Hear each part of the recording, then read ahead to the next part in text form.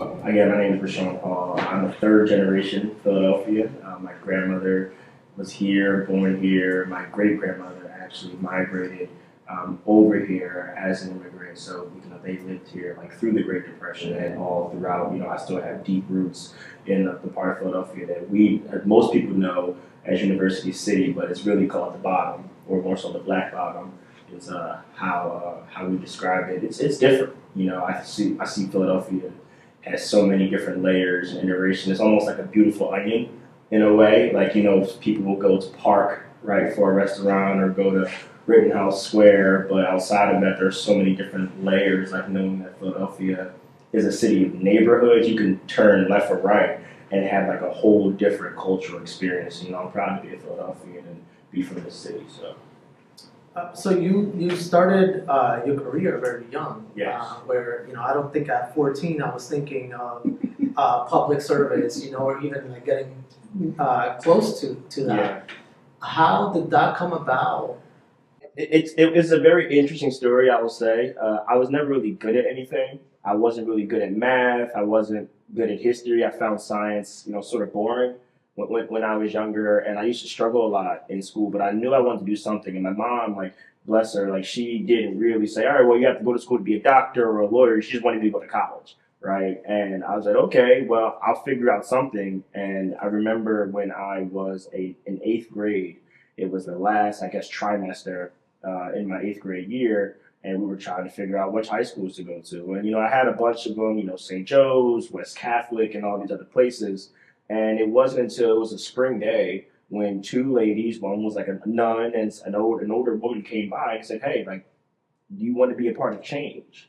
And I had no idea what I wanted to do, like when I got older. So I said, sure. But what they told me was that our school didn't have a building. We didn't have any teachers. There was no curriculum yet, but you get to be a part of it and shape it to your own. And I said, oh, this sounds pretty cool. And that school was Cristo Rey Philadelphia High School, which I'm a founding graduate from the class of 2016. And the school is so unique because out of a 5-day schedule, Monday through Friday, you go to school 4 days out the week. And on the fifth day, you have a professional internship all throughout businesses throughout Philadelphia and the region of Southern New Jersey. And I was fortunate enough to have my internship at the City of Philadelphia Mayor's office under, at the time, Mayor Michael Nutter. And, being around him so much, traveling with him in cars, seeing how he interacts with people, even when he's at the stop sign, when people say, hey, that's the mayor, and it's like, wow, this person is in charge of so much and has to deal with so much in the course of a day, but he still finds time to be human. And I see him get things done. I said, I don't know what you do, but that's what I want to do, when I get older. So granted, not saying, be mayor, but just being involved in that sphere, in that ecosystem, and trying to help people along the way. So I definitely attribute a lot of the work that I do to Mayor Nutter and how he was able to show me like the beauty of public service. So from interning, the mayor's office, Mhm. and then later sharing the Philadelphia Youth Commission Yes. and a youth delegate for the National League of Cities. Yes. While you were still in high school. Mm-hmm. How did it feel to be in those rooms where decisions are being made, and Yeah. you being so young at the time? Yeah. How has that kind of changed your experience? One of the things that always stuck with me when I was still interning for the mayor's office was we had to have a call with President Obama, and I never had experienced anything like that before. And I remember sitting in the room, and everybody had to announce they were in the room, and somebody would say their name, somebody said their name, and I'm sitting in the back. Right, I want no parts of this. I don't want to say anything to get anybody like in trouble, get my boss in trouble. And then when you get to you, they're pointing like, you have to say your name, and I'm like, Rishaun Hall, and there was a pause. And I was like, how old are you? And I was like, oh my God, I'm 14 years old. And then it was a real surreal moment because the people on the other end of that phone at the White House were curious as to like why are you there, right? And it was really like, wow. people don't get this kind of opportunity, and so when I had that moment, I said, I really have to seize this and figure out how I keep making these things happen, right? So when I was a youth delegate for the National League of Cities, flying down to, I believe it was Nashville back in 2015, this was the height of the 2016 election. We were trying to get Hillary, to become our first woman president. So it was so much around that. And to see so many young people like me from different cities, different states, even different countries, you have people coming down from Toronto and all the places to really see our democracy in action. There's thousands of young people that look like me, dress like me. I said, wow, like there's a community of people like me that want to see change and take whatever we learned here back to the neighborhood. So after that event, I was like, yeah, this is exactly, what I want to do, and keep trying to push the needle to make sure that, what I see as a young person, which I still am, those doors can be open for other young people who also want to, try to get their foot in the door and get access to all the cool things that we work on and we try to advocate for, but maybe not know where to start, because where you start, it doesn't always truly matter as long as you get to where you need to be at the end. Do you think, just thinking back at the time, when you were working or interning for the Nutter administration, fast forward to today, we have first female woman, Black woman who is the mayor. Do you think that those opportunities still exist, and how do you see like that evolution of like where we are? They do, but I don't want people to take what they see for granted. It's very hard to do something that our mayor has done today. Again, no one else has done it, right? At least in Philadelphia. So we walk in the path of legends and trailblazers every single day. There's people that we don't know when we go out on the street that had to overcome something in their life or in their community, and they're just a walking testimony. We just don't know it yet, right? So if you feel as if, why is it like my time isn't coming? Why is it, I'm going on all these interviews and everybody's saying, yeah, you're good, you're smart, but, call us back next year. It's okay. Like you will finally find your footing one day, and you'll be able to say, wow, I really did something. And that is the thing that you look back on to know that. And I tell this to all my friends, I tell this to everybody I talk to, if I can leave Philadelphia a little bit better than I found it, then I feel like I did my job as a citizen, as a contributor to the civic advocacy, civic educational space, which I've been trying to do for over the past 10 years. Well, speaking of leadership, today you serve as president of Young Involved Philadelphia. Yes.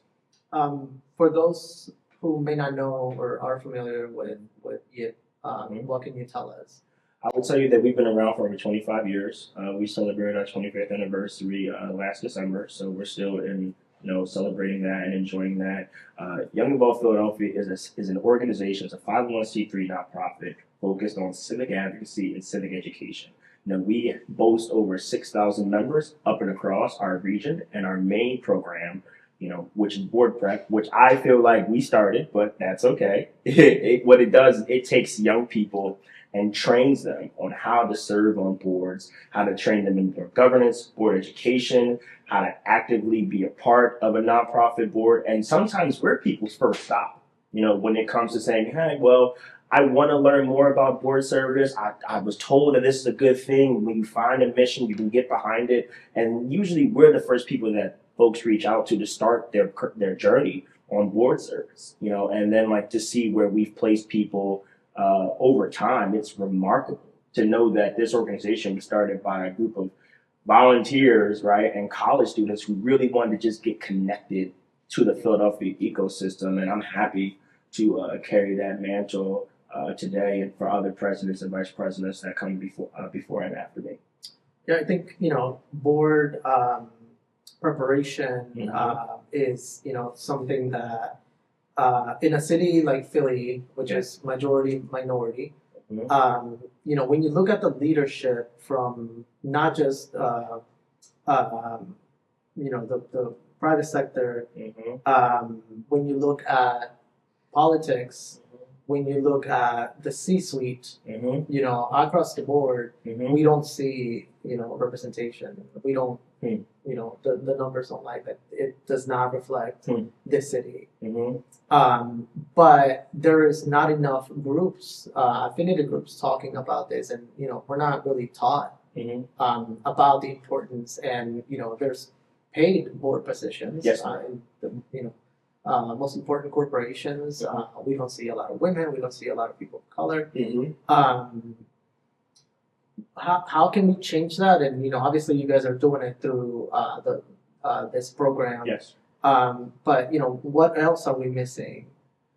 I think the thing that gives me hope is that there has been change, and incremental change is still change, even though we want to obviously see more. Again, like we talked about a little bit earlier, our mayor, the CEO of our city, is a $7.6 billion city, right? So we see leadership in that front. We see leadership from African Americans, whether it's at different chambers of commerce or Independence Blue Cross, right? Things like that. But we want to see it in higher volume, and we hear that a lot of the times, though, which again is why YIP is so important in our fabric for Philadelphia, is that young people are eager, and I'm not saying every 14-year-old is going to be flying around like the country talking about go vote for the next president. That's not what I'm saying. It can happen. But what I am saying that the people in this city, regardless of however old they are, want to be involved, and they come to us, they come to other organizations to figure out where those points are that they can get involved, and then we uplift them. Do not close the door on young people just because they're 27, 26, 30, right? These people put in the work, they put in the effort, and when given the opportunity, and I'm a living example of that, right? Every time I'm given an opportunity, I maximize it, whether it's a free cup of coffee or the chance to do programming for the World Trade Center for their global business forum that's coming this April, right? So I always make sure, and there's 100 people like me, right? But the difference is that I was lucky to get a chance, and I want to make sure that I've had a chance, I can give other people chances and opportunities that are my age as well. So talk to us. You mentioned a couple initiatives. Yeah. What else are you, looking forward to this year? Yeah. A lot of things. One of the things that I'm really, really, really looking forward to is our State of Young Philadelphia convening.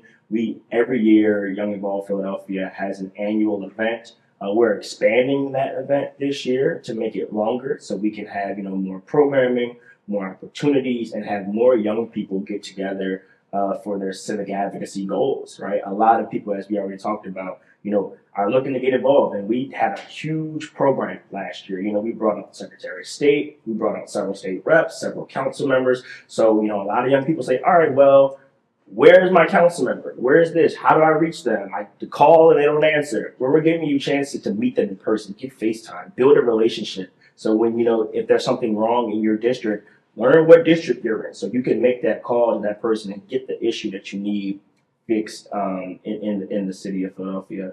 Another thing that we're doing, we're running it back, is our second edition of our State of Young Philadelphia report, which looks at various figures, whether it's demographic, public health, community violence data, and comparing it to other cities, but really boiling it down for folks aged 18 to 35, right? So we can continue to see how young people are doing in Philadelphia, and also how we're doing in compared to our peers as well.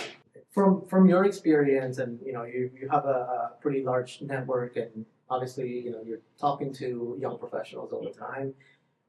What are some of the areas where you see more hunger from the youth, or areas where they're eager to participate, but perhaps those opportunities are not there yet? I think in a city like Philadelphia, we're a food town. We really focus a lot on food service, accommodation, that adds in that space.